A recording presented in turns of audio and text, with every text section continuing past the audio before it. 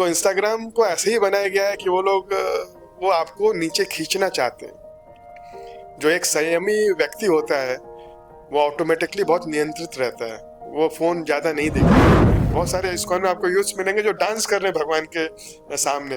ये कैसा हो रहा है? अद्भुत है, क्योंकि वो बच्चे जेनजी, वो आप मटेरियल लाइफ का कितना भी आप चबाने का कोशिश करेंगे उसमें आपको सुख नहीं मिलेगा। अफगानिस्तान 200 साल पहले अफगानिस्तान के जो प्राइम मिनिस्टर थे वो कश्मीरी पंडित थे।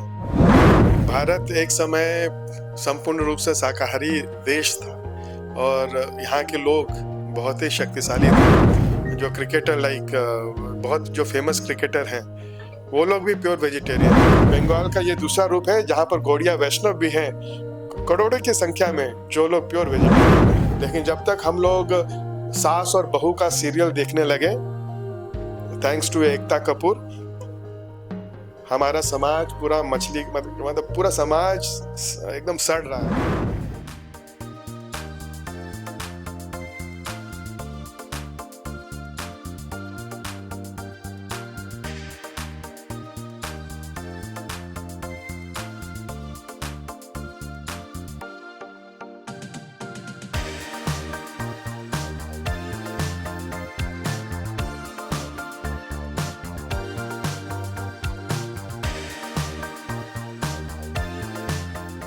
नमस्कार, आप देख रहे हैं झलक डिजिटल और मैं हूं आपके साथ पायल झा। हाल ही दिनों में जो कोलकाता के नगर निगम के कई स्कूलों में जो है वो मिड डे मील की लेकर बात चली थी, जिसका दायित्व जो है वो इस्कॉन को दिया गया है। अभी हम उपस्थित हैं कोलकाता इस्कॉन के उपाध्यक्ष राधा रमन दास जी के पास में। आइए हम उनसे बात करते हैं, इस बात पर चर्चा करते हैं कि आखिर उनको जो इतनी बड़ी जिम्मेदारी दी गई है उसका पालन कैसे होगा। हरे कृष्णा। सबसे पहले तो हम माननीय मुख्यमंत्री श्री शुभेंदु अधिकारी जी का बहुत बहुत धन्यवाद जताते हैं कि उन्होंने इस्कॉन के ऊपर में आस्था रखते हुए इतना बड़ा दायित्व दिया है। 2011-12 साल में केएमसी ने हम लोग को नॉर्थ कलकत्ता के स्कूलों में मिड डे मील सप्लाई करने के लिए कहा था। तो हम लोग कलकत्ता के स्कूल हैं वहाँ पर ऑलरेडी हम कर रहे हैं। और ये अभी जो वर्तमान सरकार है उन्होंने पूरे संपूर्ण कोलकाता में सप्लाई करने के लिए कहा है। तो ये बहुत ही बड़ा दायित्व रहेगा। मेरे ख्याल से कम 50,000 या 1 लाख बच्चे होंगे। तो इतने बड़ी मात्रा में प्रभुपाद के जन्म स्थान, जो इस्कॉन के फाउंडर चाहे श्रील प्रभुपाद, उनका कोलकाता में जन्म स्थान है। तो ये हमारे लिए गौरव की बात है कि हम उनके जन्म स्थान में इस तरह का कार्य कर सकेंगे। तो 17,000 जो मील हम लोग रोज तब से कर रहे हैं, 2012 से लगभग 14 साल होने जा रहे हैं। तो हम उसमें भी एकदम सात्विक हेल्दी जो फूड है वही हम देते हैं। सर, लेकिन अभी बात चल रही है कि अब प्रोटीन बच्चों को कैसे मिलेगा। पहले प्रोटीन मिलता था, अब तो शुद्ध शाकाहारी खाना होगा। तो प्रोटीन के लिए आप लोगों ने क्या क्या क्राइटेरिया रखा है? भारत एक समय संपूर्ण रूप से शाकाहारी देश था और यहाँ के लोग बहुत ही शक्तिशाली थे। और इस तथ्य को अगर आप देखेंगे, इवन हमारे आज वर्तमान समय में जो क्रिकेटर बहुत जो फेमस क्रिकेटर हैं वो लोग भी प्योर वेजिटेरियन हैं।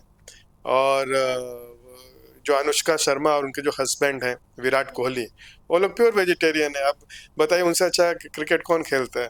तो ऐसे अगर आप देखेंगे ओलंपिक से लेके, ओलंपिक में कई गोल्ड मेडलिस्ट हैं फॉरेनर्स जो लोग प्योर वेजिटेरियन लाइफस्टाइल है। टेनिस में भी है जिन्होंने ग्रैंड स्लैम जीता हुआ है। तो ऐसे एग्जाम्पल आपको पूरे विश्व में मिल जाएंगे।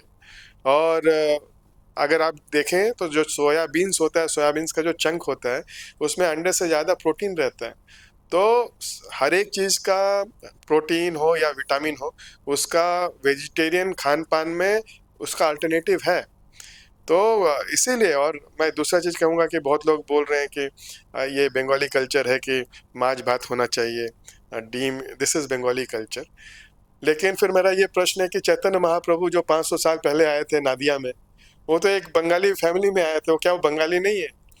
और उन्हीं चैतन्य महाप्रभु ने जो गौड़िया कल्चर को फैलाया, उसको शिला प्रभुपाद जो इस्कॉन के प्रतिष्ठा आचार्य हैं, वो भी एक बंगाली है जिनका कलकत्ता में जन्म हुआ था। उन्होंने पूरे विश्व में ले जाकर उसी गौड़िया कल्चर को आज पूरे विश्व में इस तरह फैलाया कि 8 करोड़ इस्कॉन के भक्त हैं जो बंगाली कल्चर फॉलो कर रहे हैं और शुद्ध शाकाहारी हैं।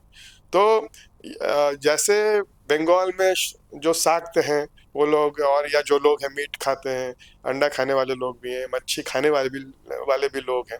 लेकिन साथ साथ बंगाल का ये दूसरा रूप है जहाँ पर गौड़िया वैष्णव भी हैं, करोड़ों की संख्या में, जो लोग प्योर वेजिटेरियन हैं। तो ये भी बंगाल का कल्चर है। सर, मैं पूछना चाहूंगी कि आज के जैसे बच्चे हैं वो सोशल मीडिया पे काफी जी रहे हैं, जो जेंजी बच्चे हैं, उसको आप इस्कॉन से कैसे जोड़ना चाहेंगे एक डिजिटल माध्यम से? ये बहुत बड़ा इशू हो गया है, स्पेशली बच्चों का। हम लोग भी माता पिताओं से बात करते हैं, और जो समाज में देख रहे हैं, अगर आज आप न्यूज़पेपर उठा लें, आप देखेंगे कि जो हमारा युवा वर्ग है, जेनजी है, वो कितना डिस्टर्ब्ड है। लोग आज, छोटे बच्चे, 5 साल के बच्चे का भी सुसाइड, मतलब कभी हमने ये सोचा नहीं था कि छोटे से बच्चे सुसाइड कर लेंगे। इतना प्रेशर है बच्चों के ऊपर में। अब क्लास 12 का 10 में अगर रिजल्ट खराब हुआ, लोग, बच्चे सुसाइड कर रहे हैं। तो ये जब तक भारत में रामायण और महाभारत की संस्कृति थी, ये सब सुनने में नहीं आता था। लेकिन जब तक हम लोग सास और बहू का सीरियल देखने लगे, थैंक्स टू एकता कपूर, हमारा समाज पूरा मछली, मतलब पूरा समाज एकदम सड़ रहा है, और बहुत ही खराब स्थिति है। आजकल बच्चों का अटेंशन का प्रॉब्लम है। 20 साल पहले कुछ जो साइंटिस्ट थे, उन्होंने एक एक्सपेरिमेंट किया कि जो अटेंशन स्पैन होता है लोगों का, कि कितना एकाग्र होकर किसी चीज को कर सकते हैं। तो उस समय 20 साल पहले जो मनुष्य का जो एकाग्र होकर कुछ भी जैसे पढ़ाई कर रहा है या कुछ देख रहा है, तो एवरेज जो था वो 15 मिनट था। और उस समय आप जानते हैं कि कौन सा जो एनिमल है जिसका अटेंशन स्पैन सबसे कम है? वो है गोल्ड फिश करके एक मछली है, जिसका अटेंशन स्पैन शायद 2 सेकंड का है। वो फिश 2 सेकंड इधर देखेगी, उसके बाद में उसका पूरा अटेंशन चेंज हो जाएगा, वो ऐसे ऐसे करते रहेगी, वो फोकस नहीं कर पाएगी। लेकिन अगर आप आज ट्रेन में या पब्लिक स्थान में जाइए, आप देखिए, मैं एक बार ट्रेन में नवद्वीप जा रहा था, तो देखा सभी लोग व्यस्त हैं अपने फोन में, और इस तरह से करके ऐसे ऐसे स्वैप करते रहते हैं, फोन को ऊपर बढ़ाते रहते हैं। उस मतलब 2-3 सेकंड में वो मतलब देख ले रहे। तो हम लोग की स्थिति ऐसे हो गई कि गोल्ड फिश से भी हमारा अटेंशन स्पैन कम हो गया। 30-30 सेकंड का लोग आज मूवी देख रहे हैं, 1 मिनट का रील्स देख रहे हैं। इसलिए आजकल वो 3 घंटे 4 घंटे की मूवी पहले जो होती थी, या 2 घंटे का, लोग उतना नहीं जा रहे हैं। बॉलीवुड का पूरा धंधा बैठ गया है, क्योंकि स्पैन कम हो रहा है। हम लोग को इस इंस्टाग्राम और ये जो रील्स है स्पेशली, ये पूरे समाज को डिस्ट्रॉय कर रहा है। मैं यही अनुरोध करूंगा, माँ बाप बहुत बार जब व्यस्त रहते हैं तो अपना फोन बच्चों को दे देते हैं, छोटे बच्चों को, कि वो व्यस्त रहे। लेकिन वो जो ये कर रहे हैं, आप अपने बच्चों को अपने आप से हमेशा के लिए दूर कर रहे हैं। वही बच्चा जब बड़ा होता है तो हम लोग अब खबर पढ़ते हैं कि माँ बाप की बच्चे ने हत्या कर दी, पिटाई कर दी। तो ये क्यों हो रहा है? क्योंकि आपने बच्चों को वो, आज तो ये तो प्रमाणिक है, साइंटिस्ट बोल रहे हैं कि जो हीरोइन और ड्रग्स खाकर जो नशा होता है, उससे ज्यादा नशा मोबाइल फोन का रील्स देखने में होता है। अब सोचिए कि छोटे बच्चों को आप हीरोइन ड्रग्स दे रहे हैं, और साइंटिस्ट कह रहे हैं कि वो रील्स का जो आदत लग जाएगा वो उससे ज्यादा नशा देगा, क्योंकि वो जो हीरोइन से जो एक केमिकल होता है, रिलीज होता है, वो सेम चीज केमिकल जब आप वो रील्स देखते हैं तो आपका हैबिचुअल बना रहे हैं अपने दिमाग को। तो फिर क्या होगा कि वो व्यक्ति हमेशा कट जाता है अपने समाज से, अपने पहले तो अपने फैमिली से ही कट जाते हैं। फैमिली में भी आज 4 लोग हैं, 4 फोन है। 4 फोन क्या, कुछ लोग तो 2-2 फोन लेके हाथ में घूमते हैं। तो हम समाज को कहाँ लेके जा रहे हैं? अफेयर्स का हम लोग बात सुनते हैं। अभी जस्ट 2-3 दिन पहले ये खबर आई कि किस तरह एक बहुत ही धन्यवान परिवार के लड़की ने दूसरे धनवान परिवार के लड़के को अपने प्रेमी के साथ में मिलकर उसको धक्का मार दिया, जबकि उसका हस्बैंड, आप देख रहे हैं कि कितना उसको खुश करने का प्रयास कर रहा है, पैम्पर कर रहा है। 15 करोड़ रुपए का होटल जयपुर में, कि कहाँ पर, राजस्थान में उसने बुक किया है। अरे भैया, उसको विवाह नहीं करना था तो माँ बाप को बोल कर चली जाती। लेकिन ये व्हाट्सएप, सोशल मीडिया में कंटेक्ट्स बन जा रहा है, लोग बात करते करते अश्लील बातों में आ जा रहे हैं। वो उसका भी कंटेक्ट ऐसे ही हुआ था, सोशल मीडिया से परिवार बर्बाद हो रहे। तो इस तरह हम आंखों के सामने देख रहे हैं कि हमारा समाज किस खाई की तरफ जा रहा है, टूट रहा है। तो ये सभी समाज को सोचना पड़ेगा, और ये आसान नहीं है। मैं जानता हूँ कि जो लोग सुन भी रहे होंगे वो कुछ क्षण के लिए निर्णय भी करेंगे, लेकिन फिर 1 घंटे के बाद वही फोन आ जाएगा, वही व्हाट्सएप में मैसेजेस आ जाएंगे। तो आपको एक परिवार के सामने अपने बच्चों का मुंह देखकर आपको प्रयास करना है, और स्पेशली जिनके अभी बच्चे नहीं हुए हैं या छोटे बच्चे हैं, उनसे मैं ये अनुरोध करूंगा कि अपने बच्चों को बचा लीजिए। फोन तो जब तक वो 16 साल के ना हो मत दीजिए। ये मोबाइल फोन स्पेशली नहीं होना चाहिए। अगर बहुत जरूरत है तो वो बटन वाला फोन जिसमें जस्ट आप फोन कर सके, कॉल का सिस्टम हो, एसएमएस हो, व्हाट्सएप भी नहीं, वैसा दीजिए अगर आपको लगता है कि वो कहीं जा रहा है तो जरूरत है। अदरवाइज मत दीजिए, नहीं तो आपका परिवार बर्बाद हो जाएगा। सर, मैं पूछना चाहूंगी कि जैसे आपने अभी कुछ देर पहले कहा कि आज की युवा पीढ़ी जो है वो फोकस नहीं कर पाती है, ये 100% सच बात है। बहुत लोगों के मुंह से मैंने सुना है कि हम किसी चीज में फोकस नहीं कर पाते हैं।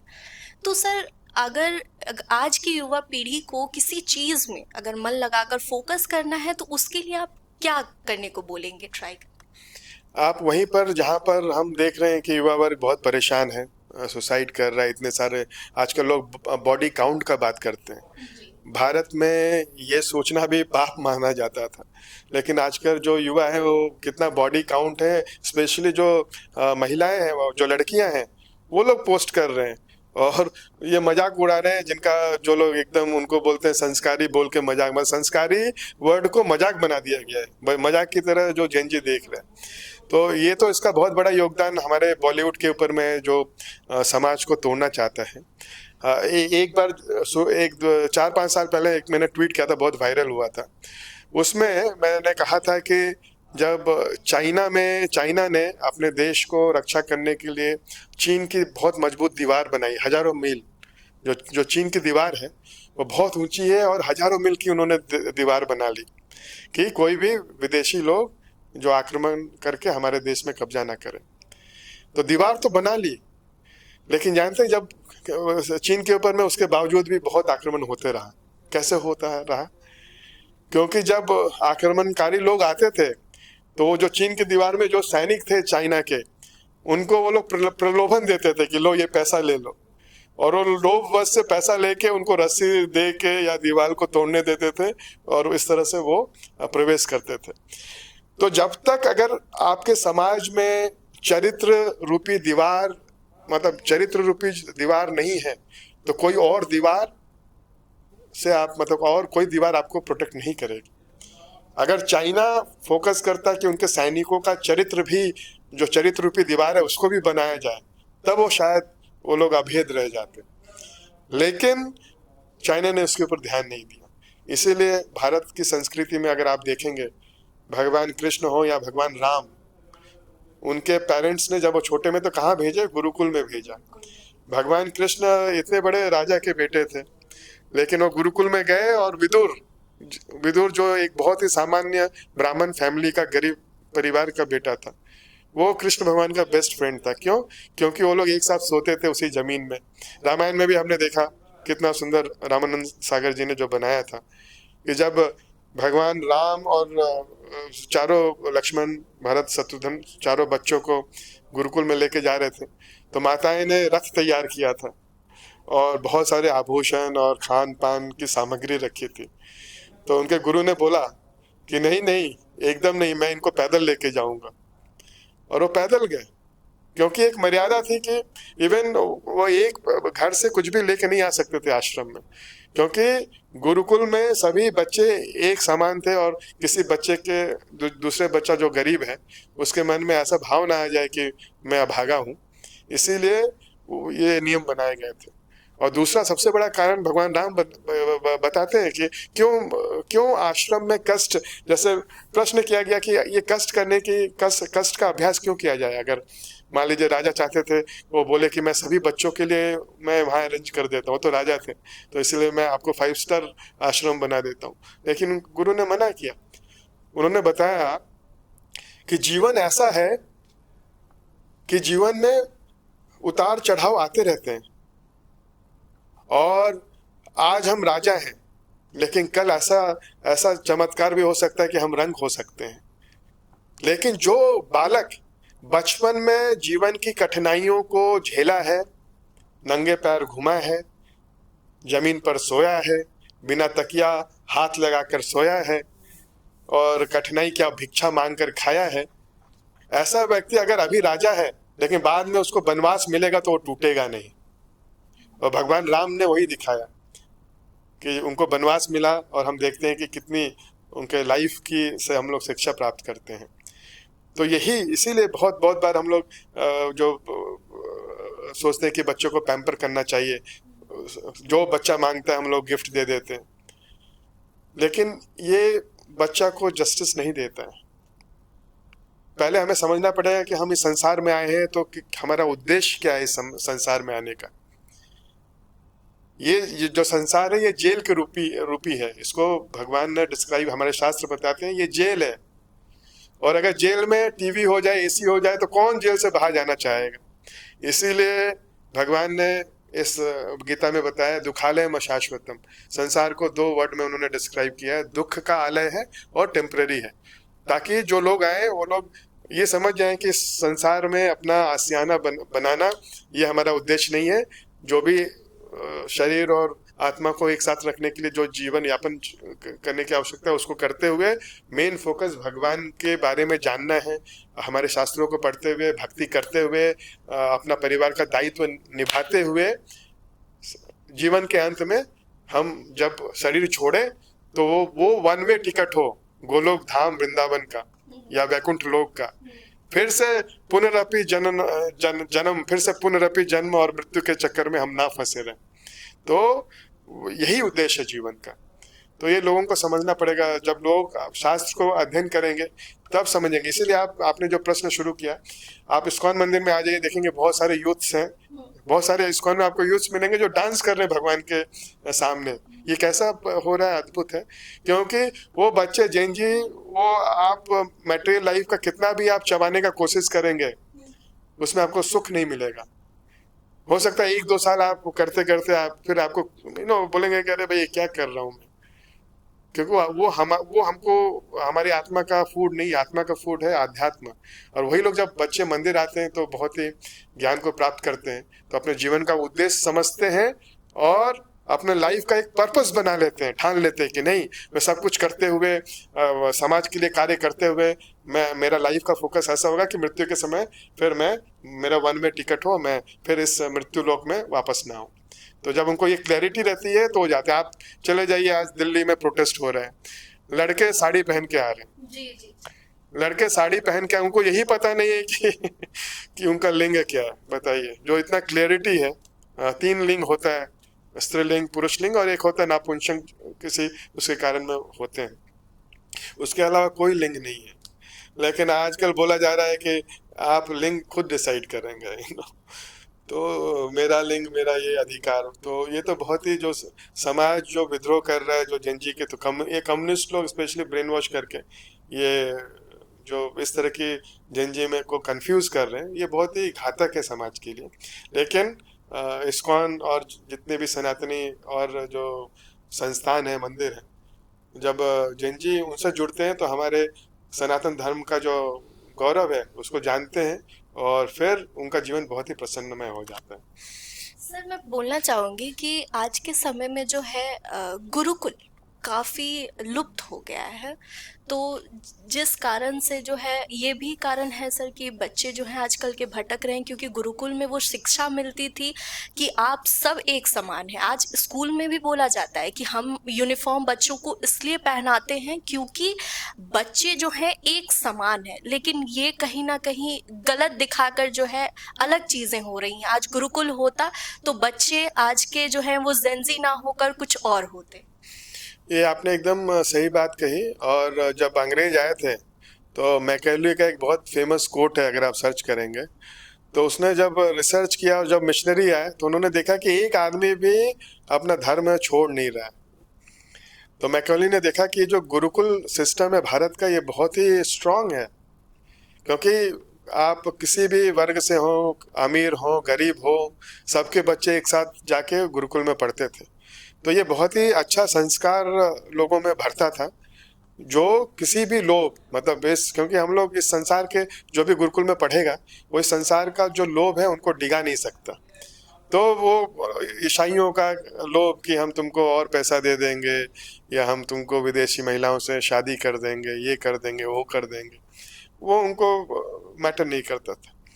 तो मैकियावेली ने जानबूझ के गुरुकुल को बंद कराना शुरू किया और फिर ब्रिटिश शिक्षा प्रणाली को लेके आया। और अनफॉर्चुनेटली कुछ 3-4 वर्ष पहले तक वो ब्रिटिश शिक्षा प्रणाली ही भारत में चल रही थी। अब भारतीय सरकार अब चेंज कर रहे हैं पाठ्यक्रम धीरे धीरे, अभी भी संपूर्ण भाव से हुआ नहीं है। तो उनका जो पूरा फोकस था वो ब्राउन सिपाही बनाने का, ब्राउन अंग्रेज बनाने का था, कि वो मैकियावेली बोलता था कि रंग में ही भले वो इंडियन दिखे, लेकिन उनके खान पान में, थिंकिंग में, उनके व्यवहार में, पहनावे में वो लोग ब्रिटिश होना चाहिए। और हमारे जो देश के प्रथम प्रधानमंत्री नेहरू, वो तो बोलते थे कि मैं तो पहनावे में ये हूँ और ब्रिटिश हूँ, और खान पान में, कल्चर में मैं इस्लामिक हूँ, भारतीय तो थे ही नहीं। तो ये बहुत ही दुर्भाग्यपूर्ण है।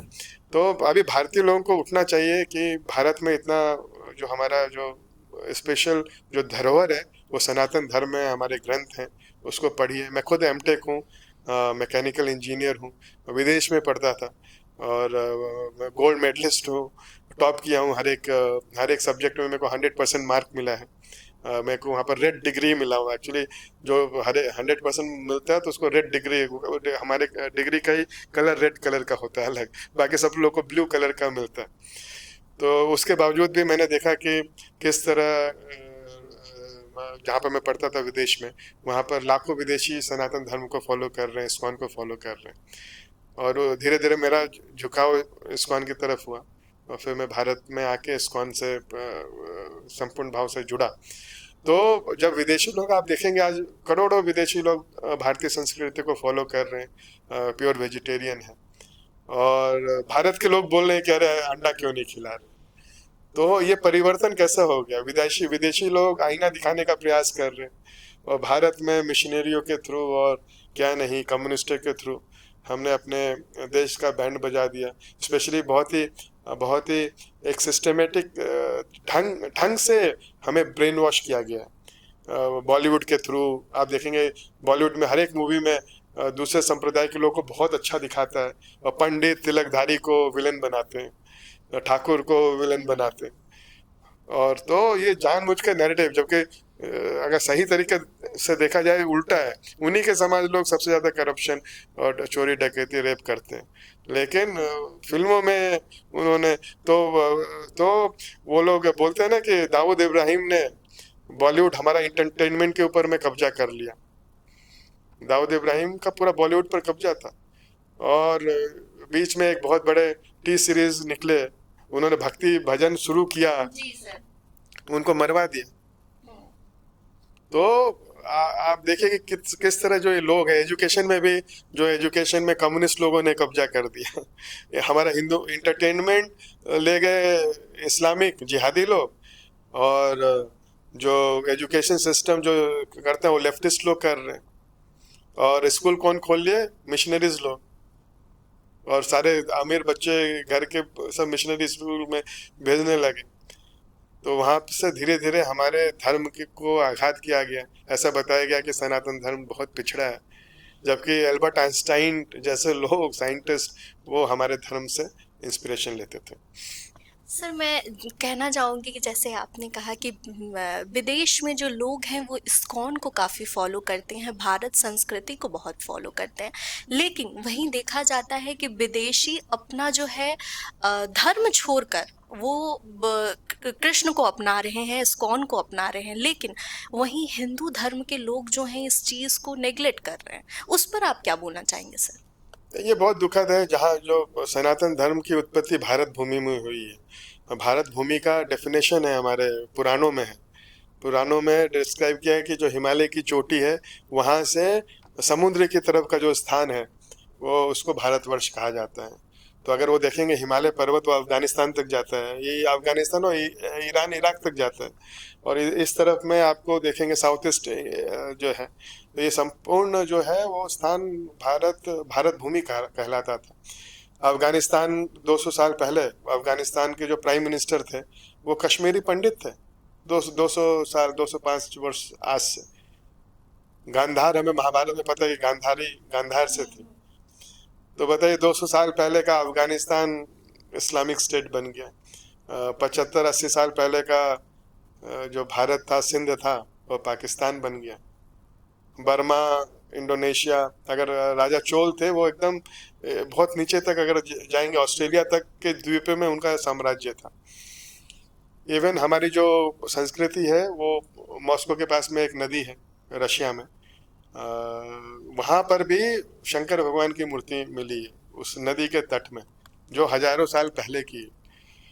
तो हम जानते हैं इवन रोम से लोग आते थे। 2000 साल पहले एक रोम से एक जनरल आया था, उसका एक स्तंभ है मथुरा में, तो उन्होंने इंस्क्रिप्शन लिखा है इटालियन में, और वो अपने को अपना विष्णु का भक्त बोलता था। तो 2000 साल पहले विष्णु भक्त इटली से लोग आते थे। आजकल हम लोग इटली वालों को बैठा के क्रिश्चियनिटी अपना रहे हैं। तो कैसे, मतलब अगर हम भारतीय, अभी भी हमारी पॉपुलेशन 75 या 80% है, लेकिन बहुत तेजी से पैसे के बल का यूज करते हुए बहुत सारी मिशनरीज, वो लोग जस्ट लोगों को धर्म से अलग कर रहे हैं। ये बहुत भयंकर हो सकता है, क्योंकि हम लोग डेमोक्रेसी हैं। अब डेमोक्रेसी में अगर धार्मिक लोग आ गए, दूसरे सोच वाले, तब तो ये लोग सनातन धर्म को बोलते ही हैं ये लोग कि हम लोग इरेडिकेट कर देंगे, खत्म कर देंगे। ओपनली बोलते हैं कि जड़ से उखाड़ कर फेंक देंगे। तो फिर हम लोग की भी स्थिति बांग्लादेश जैसे हो जाएगी। पाकिस्तान में 100 साल पहले लाहौर में बहुत सबसे बड़ी रामलीला वहीं होती थी। अभी वहाँ पर एक दीपावली नहीं मना, दिया नहीं जला सकते। तो अगर भारत को बचाना है तो हम सभी को जागृत होना होगा। अगर आपके परिवार को प्रसन्न रहना है तो मोबाइल का यूज़ कम करिए, आपस में बातचीत करिए, किताबें पढ़ें, मोबाइल का जितना कम से कम प्रयोग है वो करिए, कीर्तन करिए, और सप्ताह में एक दिन मंदिर अवश्य जाइए। यूट्यूब के ज़माने में आप सर्च करेंगे कि इस्कॉन लेक्चर या प्रवचन, इस्कॉन या भागवतम के ऊपर में, तो आपको हिंदी हर एक लैंग्वेज में आपको प्रवचन मिल जाएंगे। आप पहले उसको सुनना शुरू करिए। किसी भी एक भक्त का, इस्कॉन के भक्त का आप जब प्रवचन शुरू करेंगे सुनना, तो आपको ग्रेजुअली क्या करना है एक के बाद एक वो पता चलेगा। और 6 महीने में आप अपने पूरे परिवार के सही आपको पूरा एक नया जीवन मिलेगा, नया दिशा मिलेगा। और सबसे बड़ी बात है कि आपको एक बहुत आनंद की अनुभूति होगी। सर, जैसे आप कह रहे हैं कि आज जो है अभी भी बहुत सारे ऐसे जो प्रेमानंद महाराज हैं, इंद्रेश जी हैं, वो कथा बोलते हैं। उनके कथा में लाखों लोग जो है वहाँ आते हैं, लोग सुनते हैं। वहाँ पे बहुत सारे ऐसे बच्चे हैं, जेंजी ही हैं, जो आते हैं, जुड़ते हैं उनके साथ, उनकी बात को ध्यान से सुनते हैं। आज प्रेमानंद जी की बात करें, महाराज जी की, तो उनके भी बात सुनकर जो है लोग बहुत सुधरे हैं। आगे और जो बच्चे हैं जो इस चीज़ को अपना नहीं पा रहे हैं या किसी कारणवश वो इस चीज़ को एक्सेप्ट नहीं कर पा रहे, तो उन लोगों के लिए आप क्या बोलेंगे कि वो क्या ऐसा अभ्यास करें जो वो सही मार्ग पर चल पाए और इंद्रेश जी जैसे, प्रेमानंद जी जैसे लोगों को सुनकर जो है अपने लाइफ को ठीक तरीके से चलना सीखें? आजकल हम लोग जो आध्यात्म भी है वो लोग इंस्टाग्राम या यूट्यूब में देखते हैं, लेकिन इंस्टाग्राम और यूट्यूब का जो आध्यात्म है वो शुरू के लिए सही है। चलिए, आपको एक कनेक्शन मिल रहा है, लेकिन प्रॉब्लम क्या है कि आप जब वो स्वाइप करेंगे तो वो इंद्रेश जी महाराज या प्रेमानंद जी महाराज के बाद में कोई नग्न वस्त्र की महिला भी डांस करते हुए मिल जाएगी। तो वो हाथी स्नान की तरह हो जाएगा कि हाथी जैसे होता है, स्नान करता है फिर आके मट्टी फेंक लेता है। तो इंस्टाग्राम को ऐसे ही बनाया गया है कि वो लोग वो आपको नीचे खींचना चाहते हैं। जो एक संयमी व्यक्ति होता है वो ऑटोमेटिकली बहुत नियंत्रित रहता है। वो फ़ोन ज़्यादा नहीं देखेगा, यूट्यूब में समय ज़्यादा नहीं बिताएगा, कर्मठ रहेगा, मेहनत करेगा। तो ये जो चीज़ें हैं इंस्टाग्राम के लिए अच्छी खबर नहीं है, यूट्यूब के लिए अच्छी खबर नहीं है। जो बिजनेसमैन है उनके लिए अच्छी खबर नहीं है। तो इसीलिए ठीक है, अब ये भी कहा गया है कि जब पूरा जेनजी आज इंस्टाग्राम में ही मिलेगा, तो साधु लोग भी इंस्टाग्राम में अकाउंट खोल के डाल रहे हैं कि ताकि वो जैसे मछली को फंसाया जा सके, निकाला जा सके, तो निकाल उस भावना से साधु लोग इंस्टाग्राम में हैं। तो इसीलिए जब आपको अच्छी ये बातें लगने लगे, तो आप इसका ख्याल रखिए कि जो इस तरह के भी गंदे गंदे जो आते हैं वीडियो, या तो उसको ब्लॉक करिए या उसको सुनिए ही मत। मतलब उसमें अगर कुछ सेटिंग्स हो कि डिसलाइक कर दीजिए, वो कर दीजिए, 1 सेकंड से भी ज़्यादा, क्योंकि इंद्री जो होती है वो बहुत पावरफुल होती है। भगवत गीता में अर्जुन बताते हैं भगवान कृष्ण को कि भगवान, मैं आप बोल रहे हैं कि मैं अपने मन को नियंत्रण करूं, लेकिन मैं ये जो हवा है उसको मैं अपने बाणों से रोक सकता हूं, लेकिन मैं अपने मन को अब रोक नहीं सकता हूं भटकने में।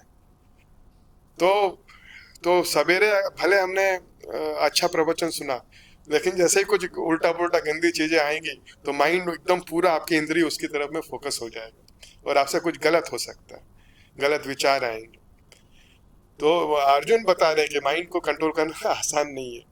अगर आग के पास में घी है तो जलेगा ही, वो नेचुरल है, ये नेचुरल है, क्योंकि इंद्रिय को आप तो इंद्रिय भोग की वस्तु दिखाएंगे तो फट से वहां आकृष्ट हो जाएंगे।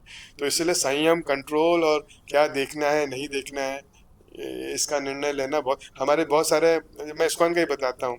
इस्कॉन में कुछ भक्त हैं जो फेसबुक में बहुत वो देखने लगते हैं, वो अच्छी भगवान की भक्ति की चीजें पोस्ट कर रहे हैं, लेकिन वो भी 10-10 घंटा हो जा रहा है। तो ये मेंटल की चीज के लिए अच्छा नहीं है।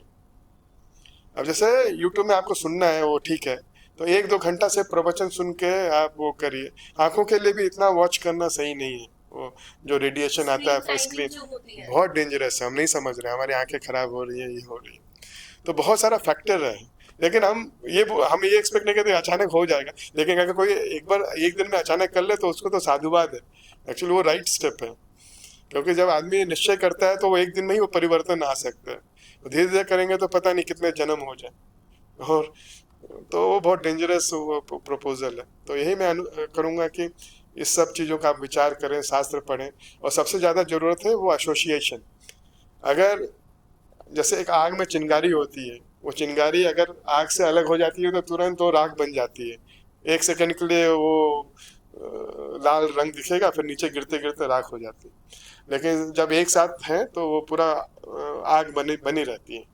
तो उसी तरह जो ऐसा प्रयास करें वो मंदिर में आके भक्तों का, वैसे जो विचार के लोग हैं भक्ति कर रहे हैं, उनके साथ आप जब बैठना शुरू करेंगे, उनको आप मित्र बनाएंगे, तो नेचुरली आप देखेंगे कि आप उसमें ढलते जा रहे हैं। तो ये सबसे ज़्यादा इम्पोर्टेंट है, वो संग है, संग होना चाहिए। यूट्यूब ने, इंस्टाग्राम ने आपको इंस्पायर कर दिया उसमें देख के, लेकिन नेक्स्ट स्टेप आपका होना चाहिए मंदिर जाएं और संग करें।